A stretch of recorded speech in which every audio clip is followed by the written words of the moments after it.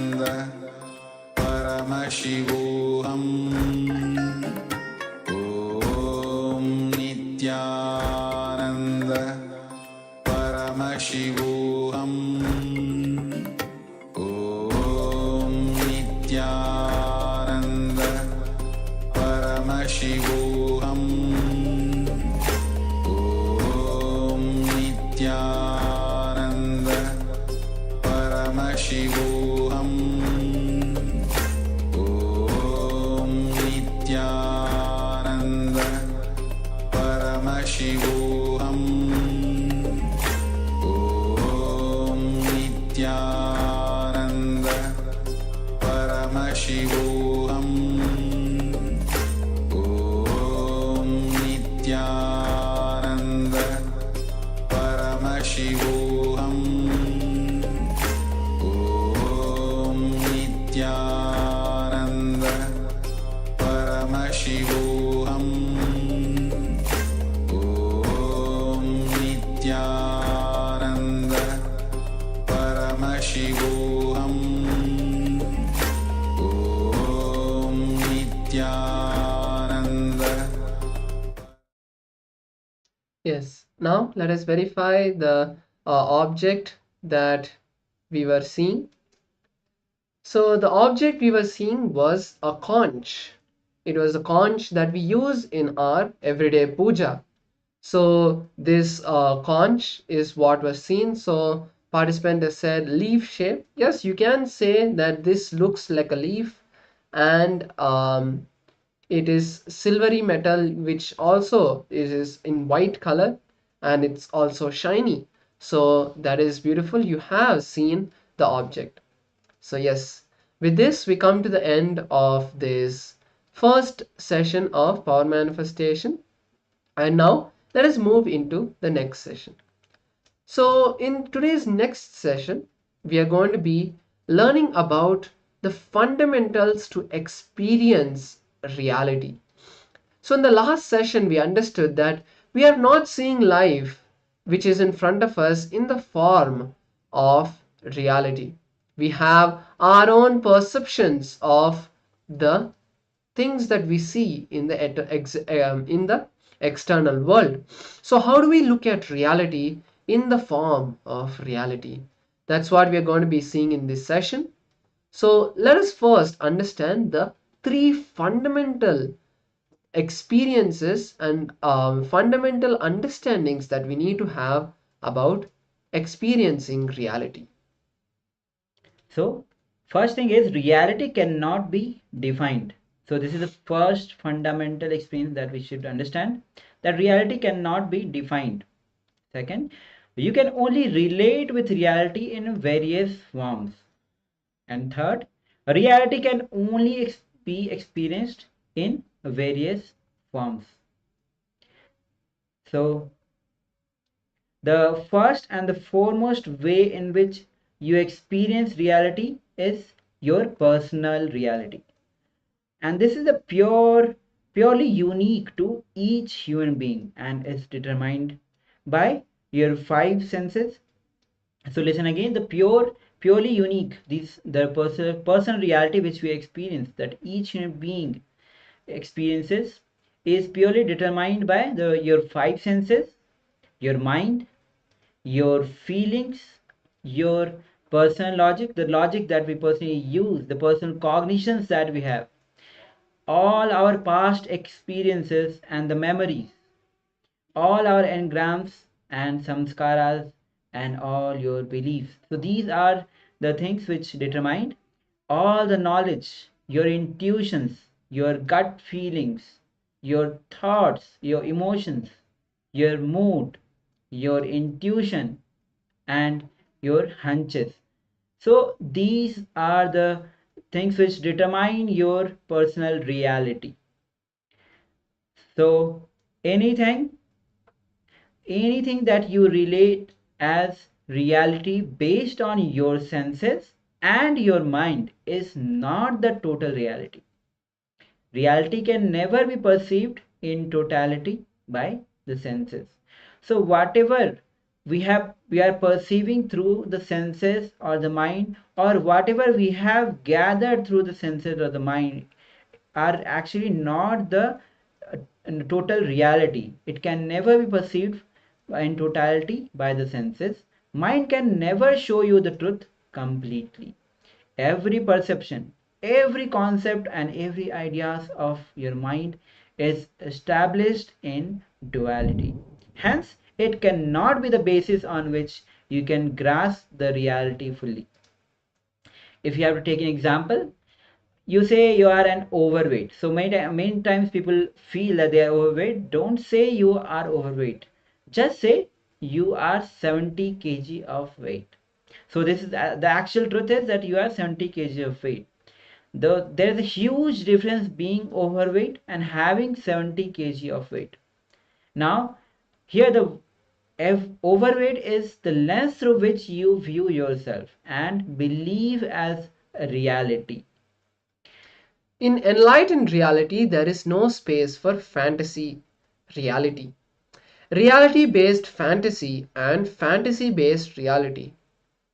Fantasy based reality is deities, the various idols of Paramashiva and various other gods that we used to connect with.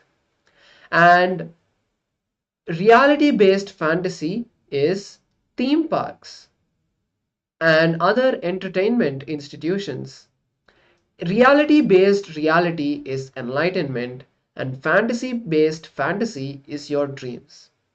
In reality based reality, the reality based reality awakens in you when you are understanding neither reality based fantasy, fantasy based reality, or fantasy based fantasy. They cannot lead you to reality. When you understand this, then you understand the reality based reality.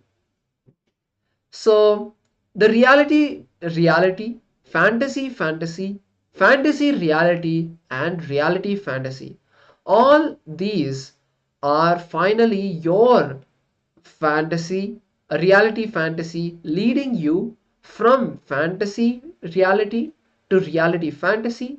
Finally, only when you drop everything, the reality expresses itself beyond reality. So let us now watch a few satsangs where Swamiji shares these powerful cognitions in understanding about how to experience reality of reality. Be in the space of listening and write down the various powerful cognitions that click with you.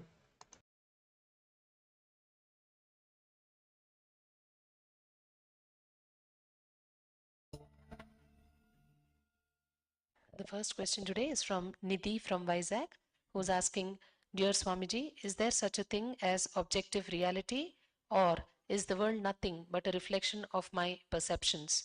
Can you also give me some signs to distinguish between reality and fantasy? Nidhi, first thing you need to know, whatever you understand as reality, the dimensions like a size, shape, quality, your association of good and bad with it, all that, even one quality does not exist in objective reality. Please understand. If you think this is wall, this is not wall. Whatever you understand, why this wall, what this wall does, how it looks, what it is, who built, is it good for me, bad for me, all concepts you have about the wall is not there actually on the wall. So in a way I can say there is no such thing as objective reality, and there is something called objective reality.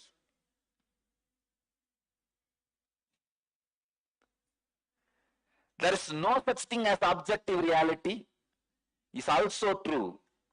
There is objective reality is also true. Understand? I tell you there is no such thing as objective reality because anything you see, you perceive, does not exist as you perceive. And I tell you, there is objective reality. Why, you know? Because you may be liberated from this wall, but the other person who is not liberated will continue to see this wall as objective reality. Because of that, I tell objective reality exists. But I tell you, for you, objective reality does not exist. So, the right truth, objective reality does not exist for you, but the objective reality exists for the objects you see in objective reality. But as the objective reality does not exist for you itself, how can the objects you see in the objective reality can be objective reality for you? As the objective reality perceived by you itself is not reality, how can the objective reality perceived by the objects which you perceive in the objective reality can be objective reality for you?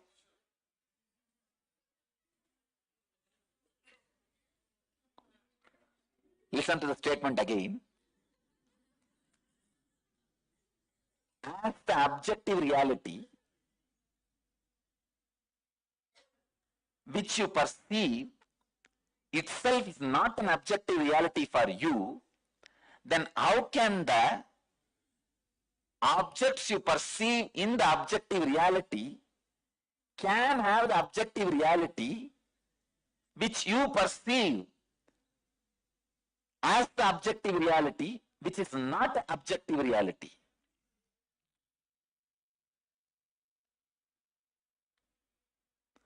So,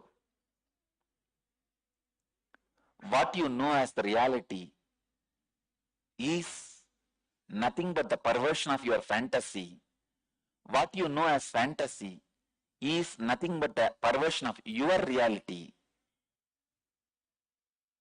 When you go beyond what you know as reality and fantasy, you see N reality, which is N reality.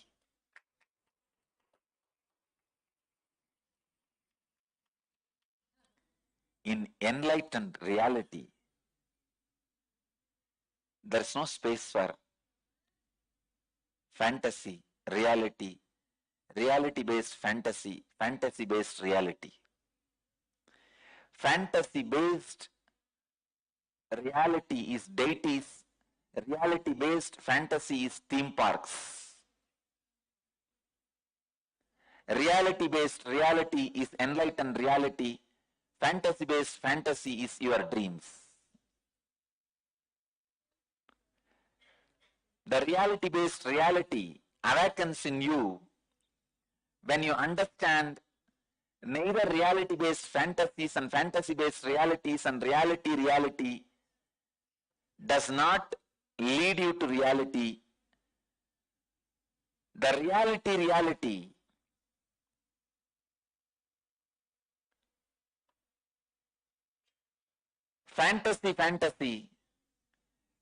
reality, reality fantasy is all finally your reality fantasy leading you from fantasy reality to reality fantasy. Finally, only when you drop everything, the reality expresses itself beyond reality. Let you all achieve, experience, live and express, radiate, share and explode in eternal bliss. Nityananda. Thank you.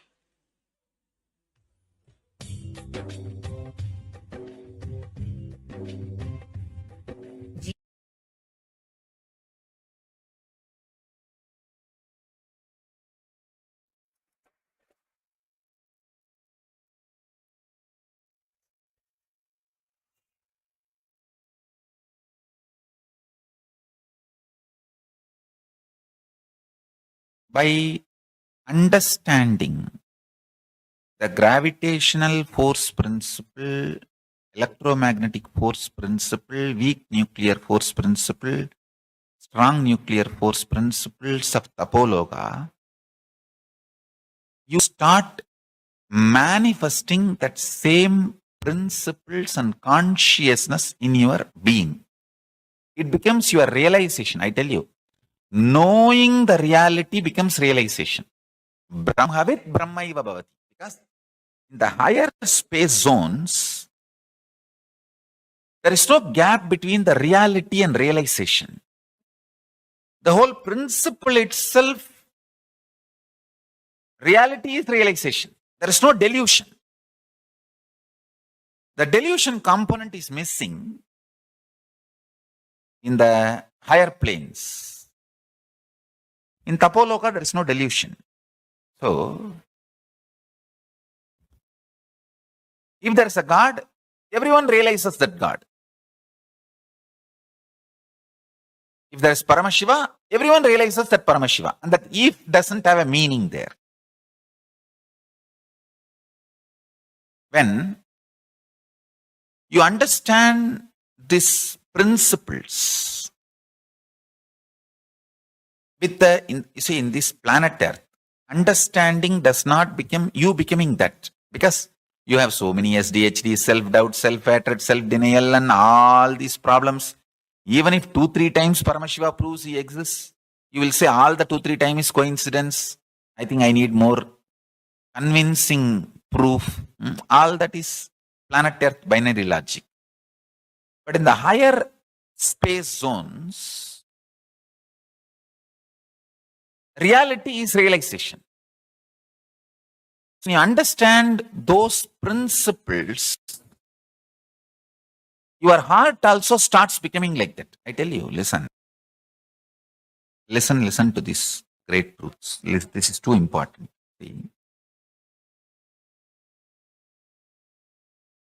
Either look within or look without. Means on the akasha.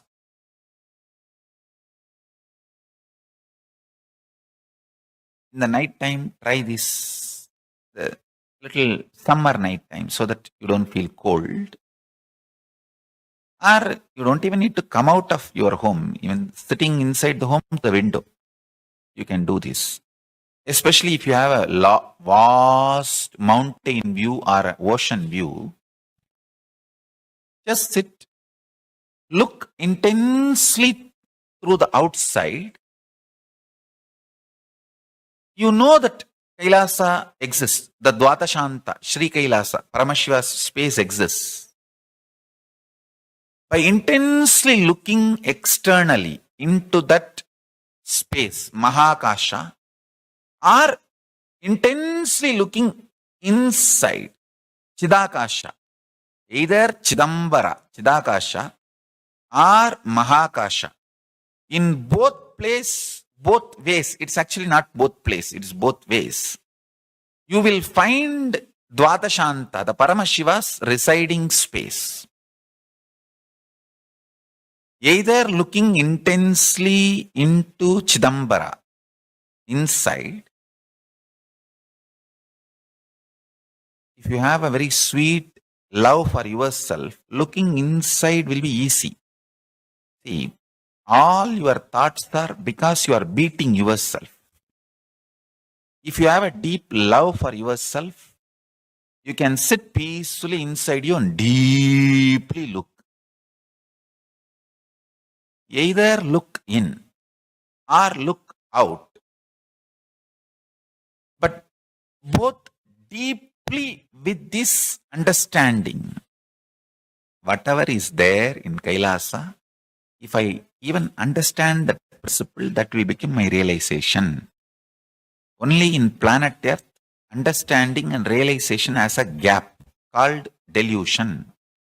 But in Sri Kailasa or Chidambara, in both level, there is no difference between reality and realization, information and enlightenment. Listen carefully. Because of delusion, the information does not become enlightenment. Information becomes enlightenment only when there is no delusion. So do not need to have, you don't need to have delusion which stops information becoming enlightenment. In that space, the higher space zone, because there is no delusion, the information becomes enlightenment just even if you are informed. With this understanding, if you look out into the Mahakasha, Mahakasha is the space you can see with your intense eyes. If you look at the stars and try to look beyond stars, the eye, which is using your EYE eye, which is using your EYE eye, is capable of penetrating beyond the stars and see the Mahakasha. You need to know that. I don't care about the trolls.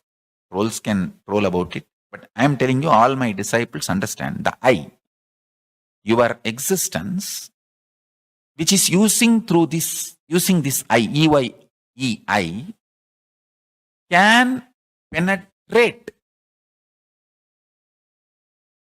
the Mahakasha and see Dvatashanta, the Paramashiva's residence, residing place.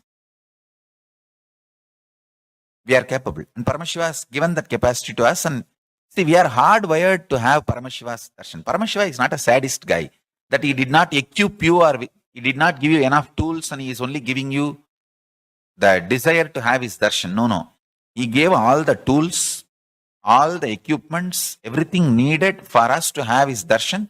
Then he is giving the desire to have his darshan. And then he is giving the knowledge to have his darshan. And then he is giving initiation to have his darshan. Then he is giving inspiration to have his darshan. Then he is giving enlightenment itself to have his darshan. Understand? So he is not sadist. He is extremely loving being.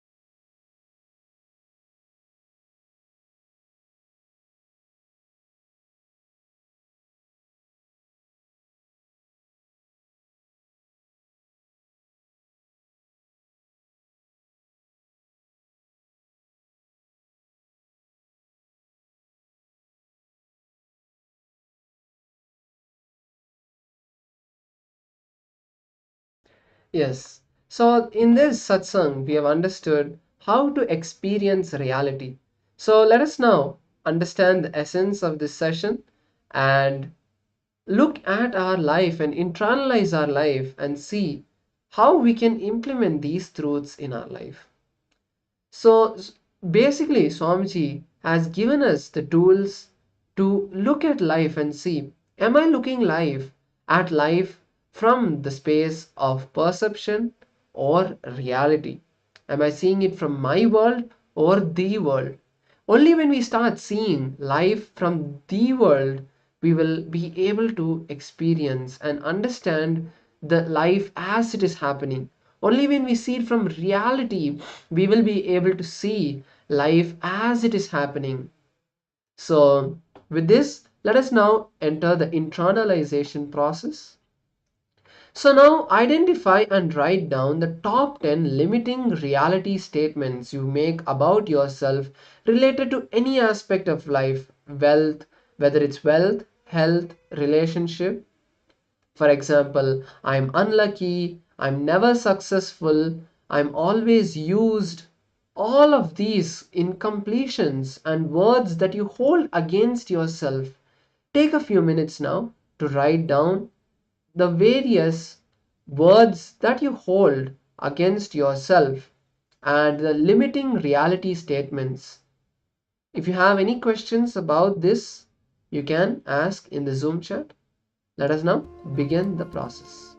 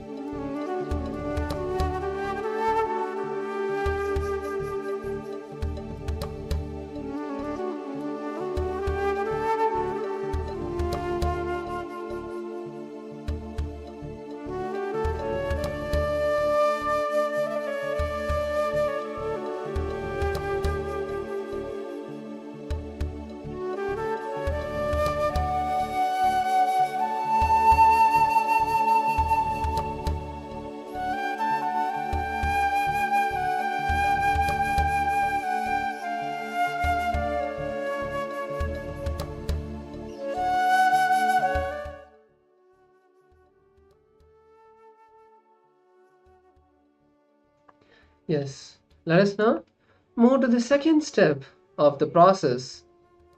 Identify and write down the top 10 limiting reality statements you make about other people close to you in your life. For example, you feel that my friends only use me and don't help me when I'm in need.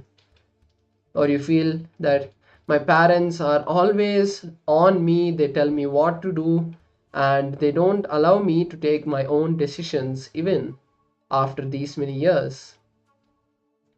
So, whatever limiting cognition statements you make about other people, write them down now.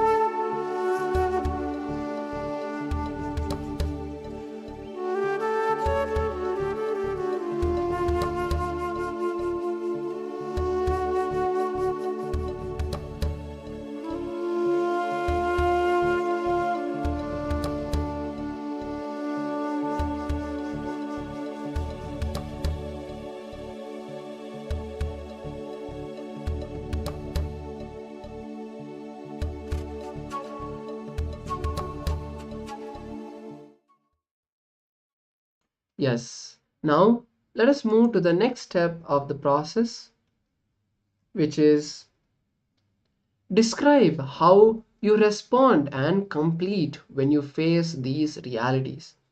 Meaning, for example, when you are feeling that your friends are using you, or you feel that your parents are bossing over you, whatever of these lower reality cognitions that you hold, limiting reality cognitions that you hold, whenever these situations happen, how do you respond to life? What thought currents do you hold? Do you get angry or do you try to complete? What is your course of action? So, when we understand these three levels of how we are experiencing reality and how we are not looking at life from the space of reality, then we can drop all of this and now decide to be in the space of completion and declare that from now onwards, whether it is my parents or my friends, my team, my family, whoever it may be, I will not hold these limiting cognitions. If you think that let them first stop and then I will stop thinking, that is never going to happen. The change has to start from your side. So let us take a few minutes to write down what our usual pattern is when we are feeling these way about different people, and then decide to drop these incompletions. Let's begin.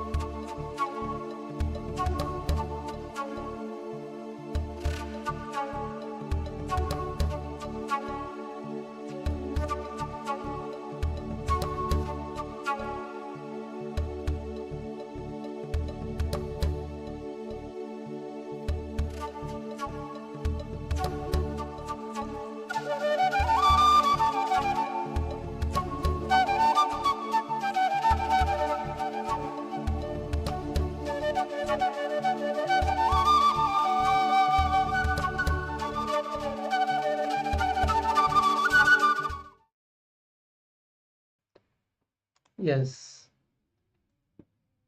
Now you can relax.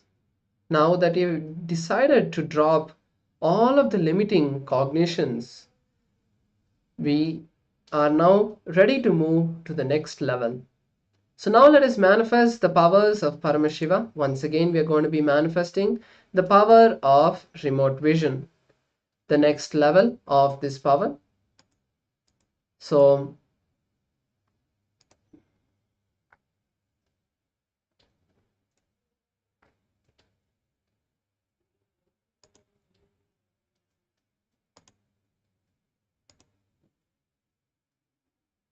now we are going to be manifesting the power of scanning the house. So the first house that we are going to be scanning is my Purvashram, my pre-monastic house, which is there in India. So all of you are going to be scanning that house and seeing the various parts of this house. So let us now first write down the various types of things that we want to see. So for this manifestation, you can write down, you can request Paramashiva to reveal the color of the house, the outside color of the house, the type of house. Is it an apartment, a condo, a individual house? What kind of house is it? Next, the interior color that you see prominently. The fourth thing you can see is how many rooms are there or how many floors are there in the house. And finally, you can look for any special features that are there in the house or special artifacts. For example, there's a large 10-foot painting that is there, something like that you can see. So let us now enter the manifestation. Please close your eyes, be seated, and start visualizing Paramashiva in your inner space. Connect with Swamiji and request him to start revealing all the details about my Purvashram pre-monastic house. Let's begin. Nityananda Paramashivoham Om Nityananda Paramashivoham Om Nityananda Paramashivoham Om Nityananda Paramashivoham Om Nityananda Paramashivoham Om Nityananda Paramashivoham Om Nityananda Paramashivoham Om Nityananda Paramashivoham Om Nityananda Paramashivoham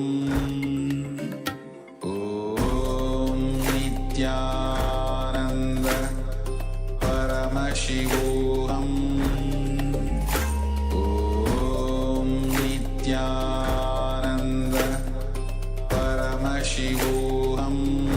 Paramashivoham Om Nityananda Paramashivoham Om Nityananda Paramashivoham Om Nityananda Paramashivoham Om Nityananda Paramashivoham Om Nityananda Paramashivoham Om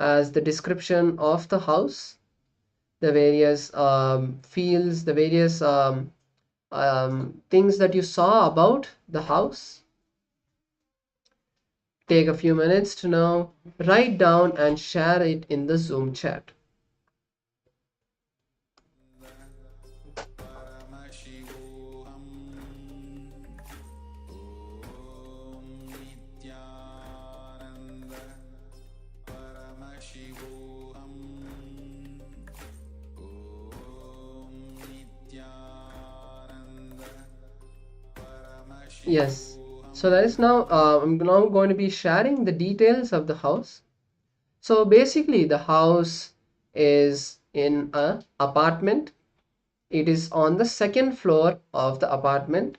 The exterior color of the house is a brownish peach color, and the interior of the house is once again a kind of a peach color, pink color. So the house has 3 bedrooms, and it has a puja area.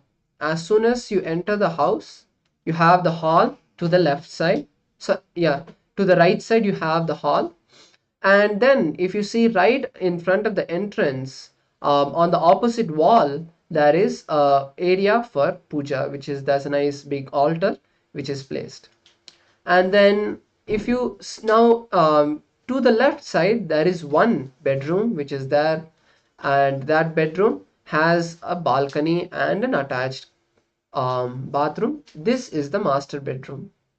And to the right side you have another bedroom, and then towards the right corner of the entire house there is the third bedroom which is there. And this house has, apart from this, another balcony which is facing towards the street.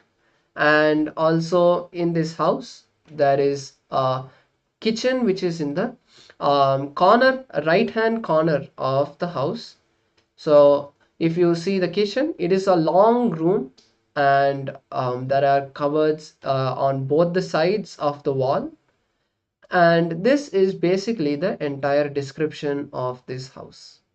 So if you are able to see any thing related to this that is beautiful, you have manifested the power of remote vision.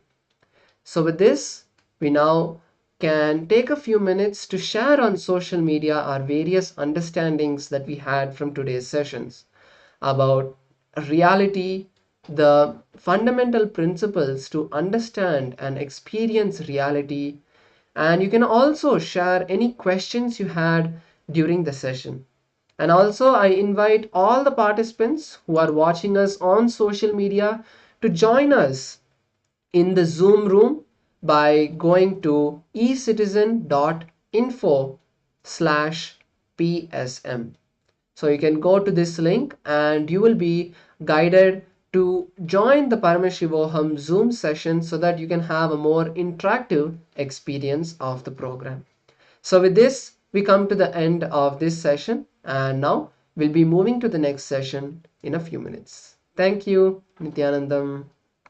Om Nityananda Paramashivoham Paramashivoham Om Nityananda Paramashivoham Om Nityananda Paramashivoham Om Nityananda Paramashivoham Om Nityananda Paramashivoham Om Nityananda Paramashivoham Om Nityananda Paramashivoham Om Nityananda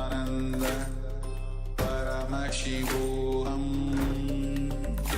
Om Nityananda Paramashivoham Om Nityananda Paramashivoham Om Nityananda Paramashivoham Om Nityananda Paramashivoham Om Nityananda Paramashivoham Om Nityananda Paramashivoham.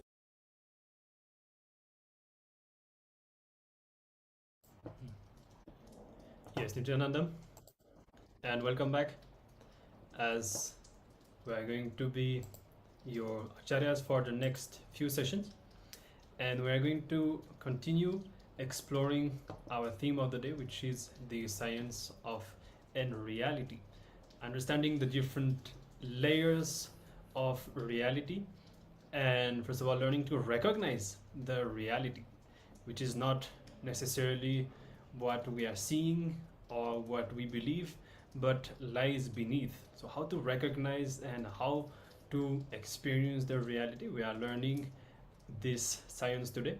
And in our next session we are going to be exploring what is societal reality, another dimension of the reality that we experience every day, the societal reality. So we request all Paramashivoham Level 2 participants to please gather back and be visible on camera. Make sure that your camera is activated and that you are visible within the frame.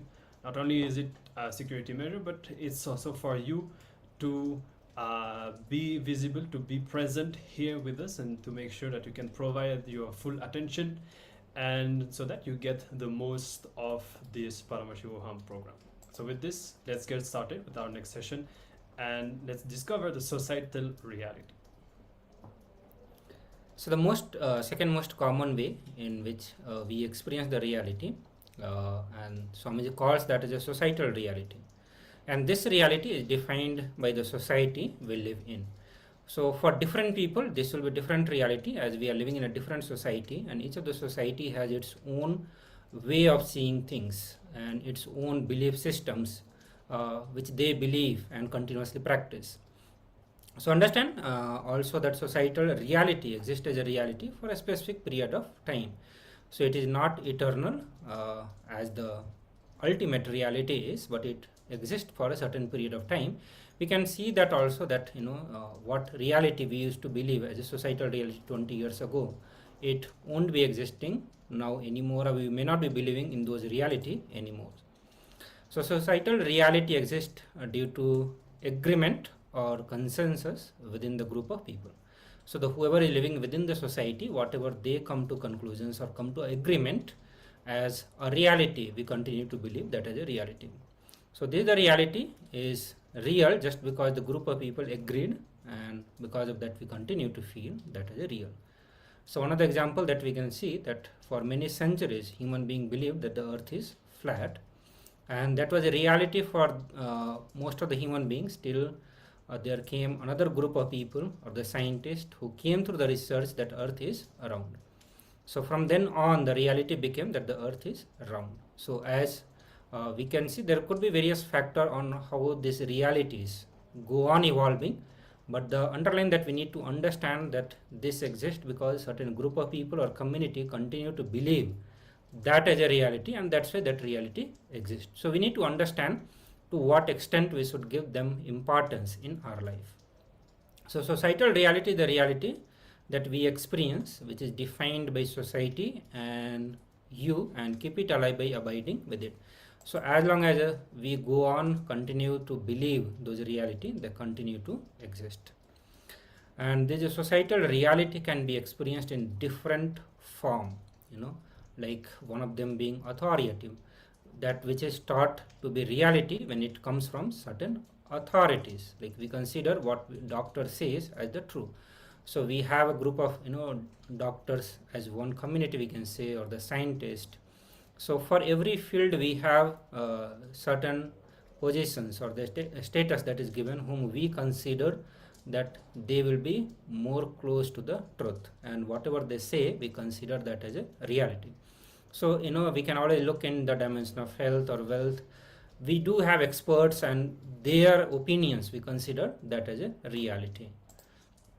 Then there is something called reasonable. So that which is thought to be reality because it is considered to be reasonable by group of people, like the cost of commodities in our respective place, and that is also a common consensus.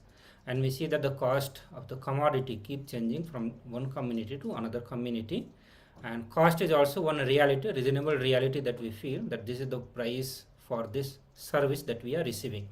And it does not limit to certain goods and services, but it goes more into even the services which literally, like the hospitality, or in the hospital the nurses, the various services that we receive, we always put that as a cost, that if I'm paying this much of money, this service is equivalent and I have actually paid the price for the service I received. So that is one kind of reality that we get into it. Then something called predictability, that which is predictable and it is considered to be reality by many people, like astrology and prediction, the future prediction. It's very common across many countries, and whatever is predicted we start considering that as the reality. One of the common example that Swami is giving to all of us is astrology, and specifically in India many people believe in astrology and they take decisions in their life based on astrological predictions. Then there is what we consider as normal. So that which is considered normal is in fact considered a reality. So for example, it's considered normal to wear clothes in almost all cultures, so we consider that as the reality. If you are a human being, means you need to wear clothes, and we don't conceive that there could be another way of living, for example wearing no clothes, for example. We consider that wearing clothes is the reality. Then there is a probability, that which is likely to happen. So that is also considered as reality. For example, the weather forecast, and based on the repetition also of this probability, then we have come to the understanding that reality is the 4 seasons, or that usually in this period of the year this kind of meteorological events will take place. So we consider that as reality just because it is probable. And then we even lose sight that maybe seasons were different at some point on the earth. Now again, another layer of reality is that which is logical. And for example, how it is logical for us that the earth revolves around the sun. We believe that to be logical in our understanding. It is very much logical, so for us it is reality. And we don't think that it could be more complex or that it could be even different. Just because it is logical means it is the reality. Then one more layer is that which is believable. So for example, whatever media presents, most of us think that it is reality just because they present it in a believable way. So all of us can see actually the way, if you want to know what's going on in the world, we go to our favorite media channels and we read, and that's it. We think that we know what's going on, and in fact if you dig a bit deeper, you may find out that they are not at all accurately representing what's going on, and they may even be showing the exact opposite than what is going on. But because we have been taught to believe, then we simply watch and believe, and we it becomes our reality. Then one more level, that is the consistency, that which repeats itself. That is also considered as the reality because of that consistency. So for example, we have seen generations before us working, getting married, having children, and then dying. And so most of us think the reality of life to be that. In fact, we may not be even aware of that. Just it's the very perception that we have about life is just this, and it is the reality. For the moment we cognize, we think what is life, that is the flow, there's a spectrum that we have, just because it is consistent, because for generations we have seen our parents, grandparents and all that all following the same trend, so that has become literally our reality. And then the last level is that which is fitting, so that which is appropriate and that fits within either the society we live in, culture or religion, that also becomes a reality just because it fits very well. For example, the lighting the lamp for Hindus, or lighting candle for Christians, actually after all is just a habit or a custom, a ritual, but because it fits so well, it literally becomes our reality. All right, so now through these multiple layers, what are we exactly coming to understand? That is the interconnectedness of our beliefs, perception, and how what we experience presently as reality, which we may not even have questioned, which we thought was absolutely immovable, is actually based off nothing more than beliefs, perception, just like we have mentioned. And on the other hand, we also learned that all these beliefs and perceptions and so on are more than just ideas, but actually shape our very experience of the reality. All right, so now continuing with this session, we are going to be watching a few short clips where Swamiji, the Supreme Pontiff of Hinduism, will be revealing deeper insights into this science.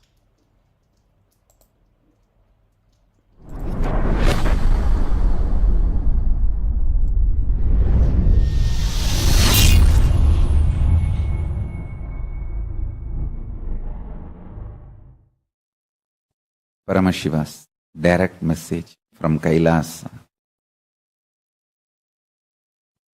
Conscious intention of you is the highest truth and reality, the core blueprint of your existence. So, conscious intention is only the living identity of you as per Kailasa. Now, I tell you, this is the most healing, sweetest good news message I received from Paramashiva, and also this whole message was mapped into me and expressed by the grace of Ganapati.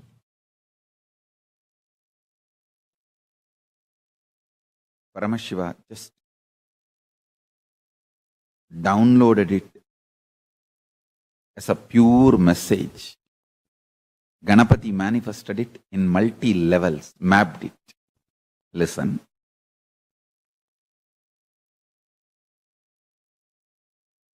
I'll try to expand on this one truth.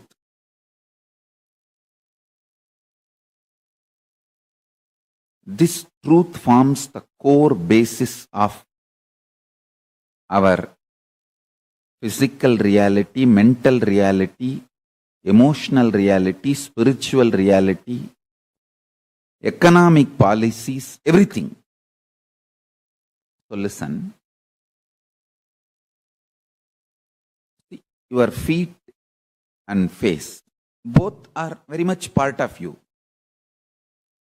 But you feel you are more alive in your cheeks, in your tongue, than in your feet.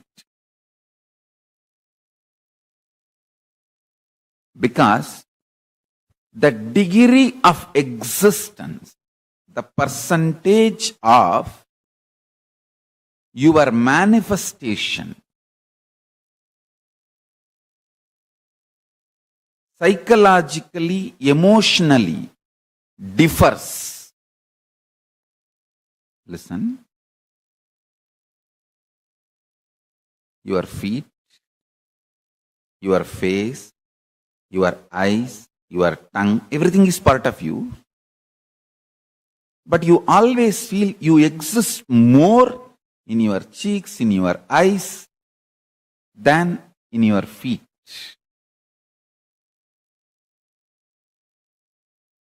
There are various reasons. Let's not bother about the reasons. Understand the example. Exactly same way, you exist more in your conscious intention than your mood swings, ups, downs, hormones, chemicals, imbalances, reactions of those imbalances.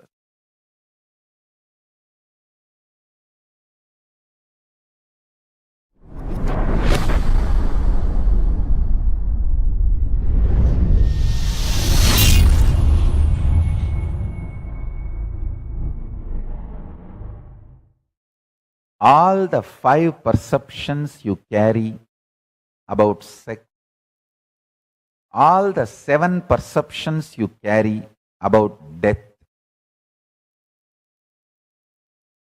I will explain all these 5, 7, everything. Why I am saying 5, because the Muladhara has a 4 petal and center core. That's why 5. Muladhara is the chakra, the sex chakra. Swadhisthana carries 7. It's actually the 7 perceptions of death, 5 perceptions of sex, 7 perceptions of death. All these 11 perceptions of love, all this is absolute delusion. Please understand, it is not, I'm not even saying it is false or lie. If I say it is false, you will try to argue with me. Oh, you don't know, Swamiji. I am really undersexed. It is a truth. It's not false. It is based on the facts. Hey, listen. Anything I say, true or false, you will start arguing. It is not lie, it is this, it is that, all that I am telling you. This very fundamental foundation perception is delusion, I tell you.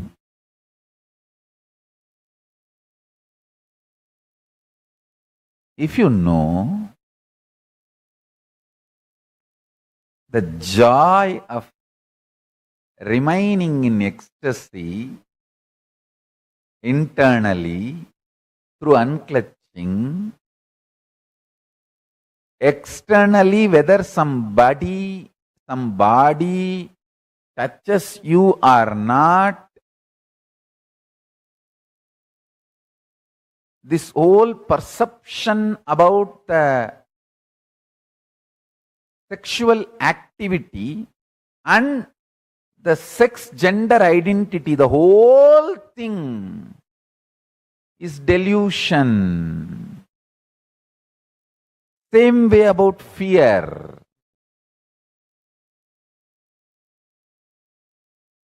The multiple definitions, reactions, responses to fear, the whole thing is nothing but your false idea of discontinuity. Listen, there is no discontinuity. You learn the truth of continuous discontinuity happening in you and learn the truth of there is never going to be any discontinuity other than the discontinuity is happening continuously in you now. If Anitya is going to be, that is there now in you. See, the death which is happening in you every moment, that is the only death there. There is no separate death you are going to be experiencing during your so-called death. What is going on in you now, the same thing only will be going on, will go on when during your so-called death also. Listen.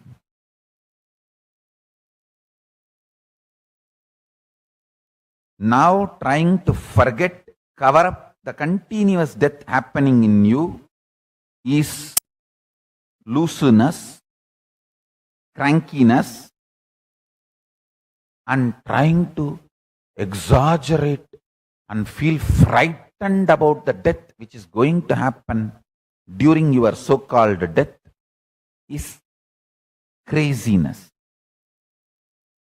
Both are stupidity.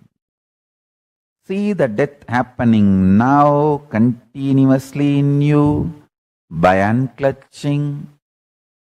Realize there is not going to be any separate death even during your so-called death. It is just Control-Delete button.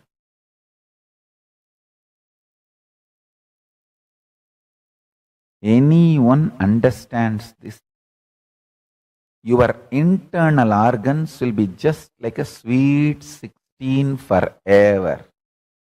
Inside you, you will be in sweet 16 and alive, active, constantly working. Constantly working. Sometimes I feel very compassionate to people who are around me, especially Adinavasis, how they are coping up with my aliveness, too much alive, and too much of activism, and ability to perceive things, and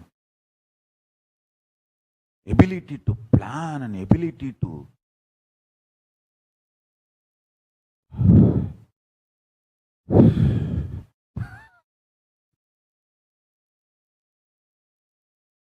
but I tell you, it is all established on tremendous compassion and love.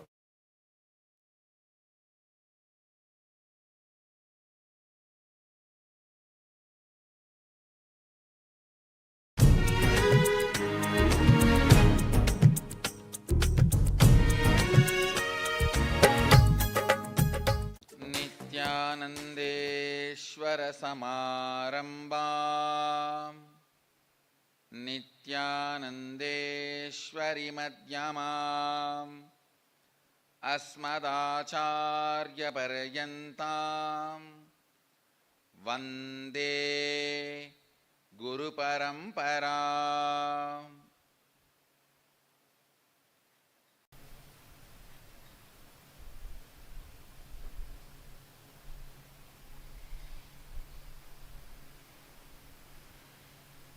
I welcome all of you with my love and respects.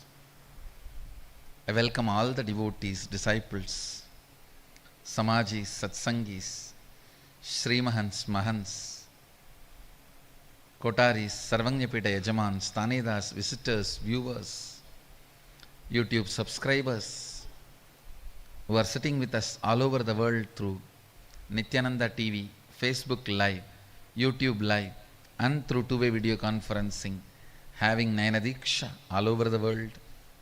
I welcome all of you with my love and respects.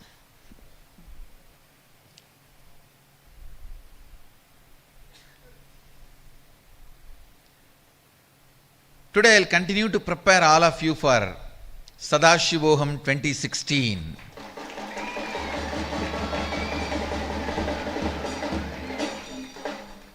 I'll start the satsang by answering your questions which you all sent about the third eye and Savasana 2016. I also give you the opportunity, anybody wants to send any question, related to third eye, and the science I was explaining, Jiva Ishvara Jahat, 25 states of Jiva, 5 dimensions of Ishvara, 11 dimensions of Jagat. You can send all your questions to nityanandayogam@nityananda.org. Email. I'll answer. Now I'll answer already the questions we have received. Sri Nitya Ambananda Swami asks, what is the difference between Shivoham and Sadashivoham and Nityanandoham? Which state is the highest and ultimate? Which should we follow, use and be in? Understand, all these three are 3 different names. State itself does not differ, but the expression differs.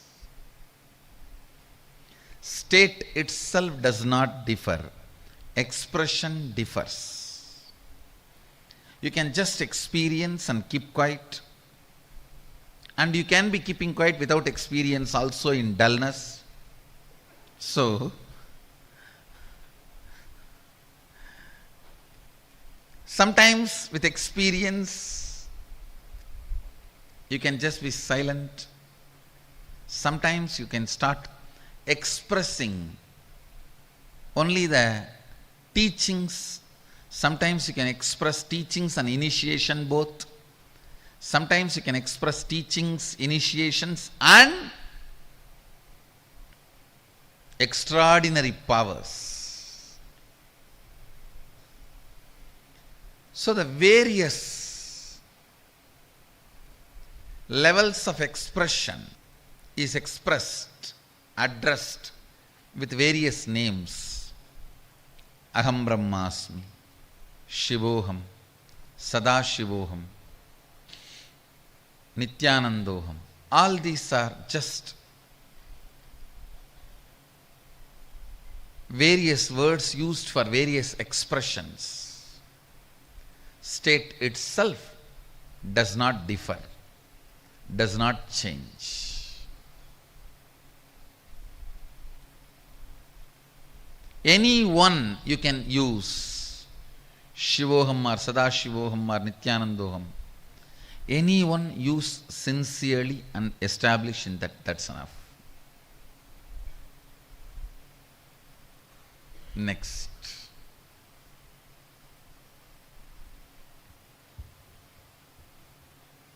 Sanjay Sharma asks, Bhagwan, some time ago in a satsang had mentioned that the Chit Sabha does not exist. He did not exist, nor did we have the audience, nor did we the audience.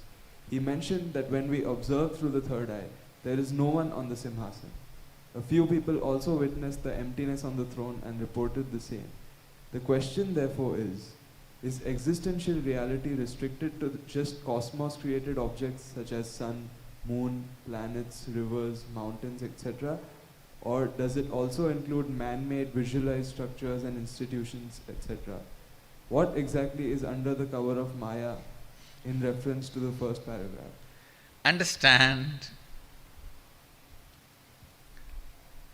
Sanjay, the question you are asking, Bhagavan, some time ago in a satsang you had mentioned that the Chit Sabha did not exist, he did not exist, nor did we the audience.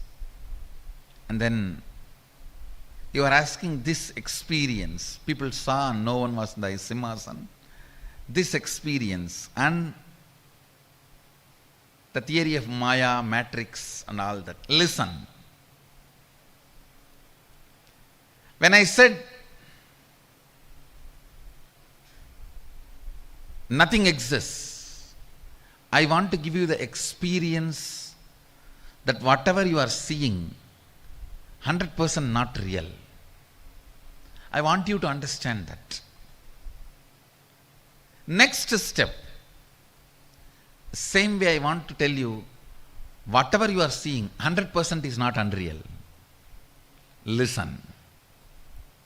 Yesterday I gave you the example of tiger chasing you, Ganga flowing. The existential reality, tiger chasing, Ganga flowing. If you understand these two examples, you will understand which is existential reality, which is Maya. You are asking sun, moon, planets, river, mountains, only their existential reality are the man-made institutions real. Understand, listen. Man-made buildings are real. Man-made buildings are real. Even if you don't see, they will be there. For the time being, for the time period. Whether you are there or not, it will be demolished the time after that certain time period.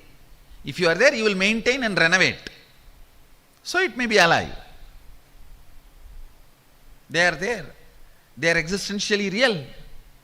Existentially real does not mean immortal. Even Ganga is not immortal. Himalayas is not immortal. Existential real does not mean immortal. Please don't try to confuse it. But the concepts which is supposed to operate on the buildings are not existential reality.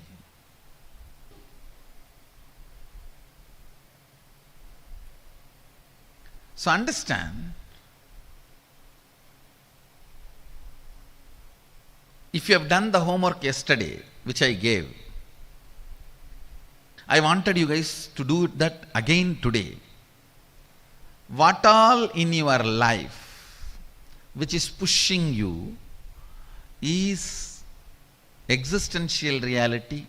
What all is the matrix? I wanted you to do the homework today also. Please do the homework today also.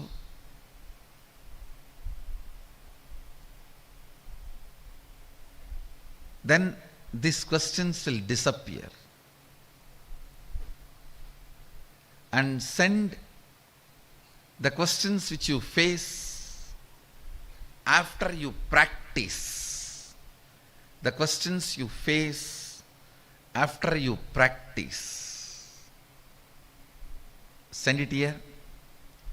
I'll be happy to have them and respond to you. With this, I bless you all. Let you all radiate with integrity, authenticity, responsibility, enriching, causing, living Shuddhadvaita Saivam, the eternal bliss, Nityananda. Thank you. Be blissful.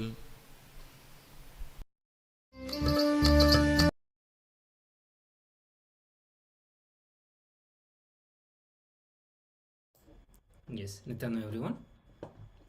So now it is time that we apply these principles and truths and start looking into our life and see where all the various societal beliefs that are sitting inside us, because they are delusion and we need to get out of all of that.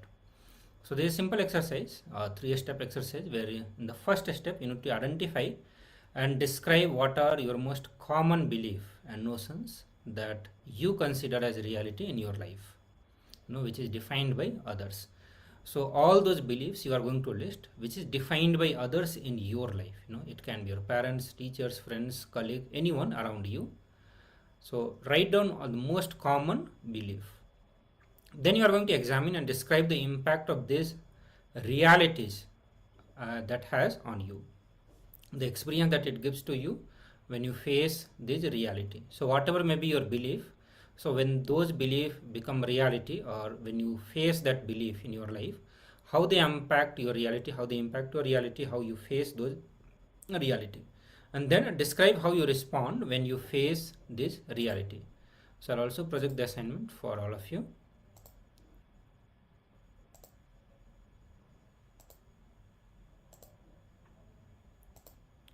So this is a 3-step process, and I request all of you to pick up the pen and paper. Start looking in your life And this is the time we are going to eschew was our ideas of the reality, the very different kind of reality that we have accepted and we believe them to be real, knowingly that now we know that many of those reality or maybe all the realities are not the realities, and because it is or rather it is created by the group of people and we ourselves who accept them as the reality, and it has its own impact, its own way it binds all of us to experience our ultimate reality. So let's start now. We'll give you a few minutes for this.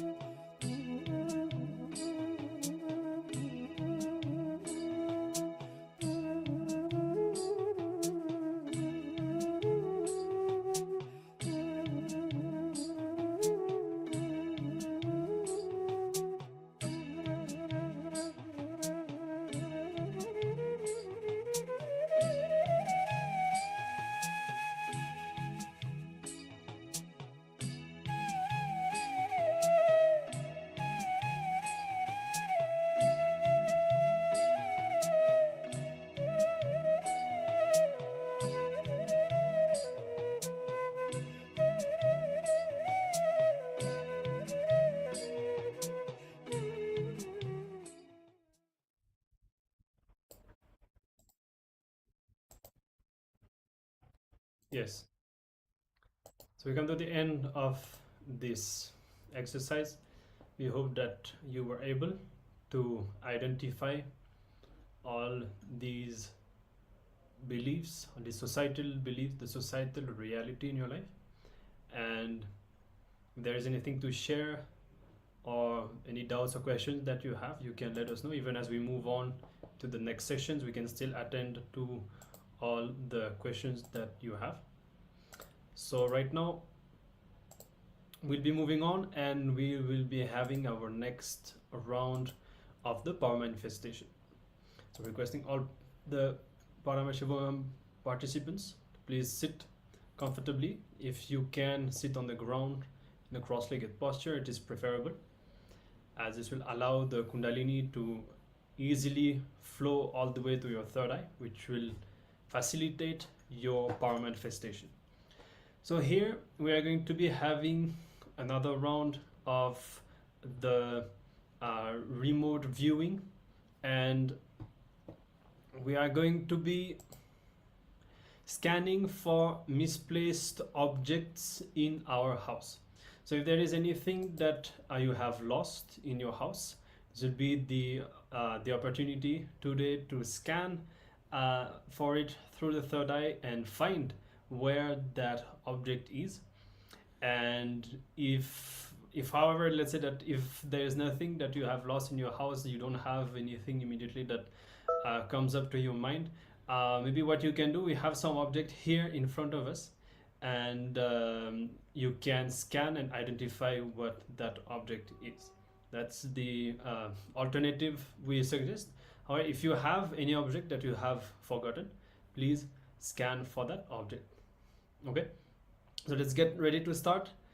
I hope that you have an object in mind, and you can close your eyes. You can start chanting the Mahavakya, Om Nityananda Paramashivoham. Bring your awareness to the third eye and remember Swamiji in your inner space, experiencing the beautiful feeling connection, and allow the space of oneness to increase within you. Remember that this whole power manifestation always happens from the space of oneness. So your whole focus should be on this experience of oneness, experiencing oneness more and more intensely, more and more powerfully. Allow Swamiji to manifest the power through you. All right. So continue to chant the Mahavakya. We're starting the power manifestation now, and after a few minutes, we will be sharing and verifying whether we have been successful. Paramashivoham Om Nityananda Paramashivoham Om Nityananda Paramashivoham Om Nityananda Paramashivoham Om Nityananda Paramashivoham Om Nityananda Paramashivoham Om Nityananda Paramashivoham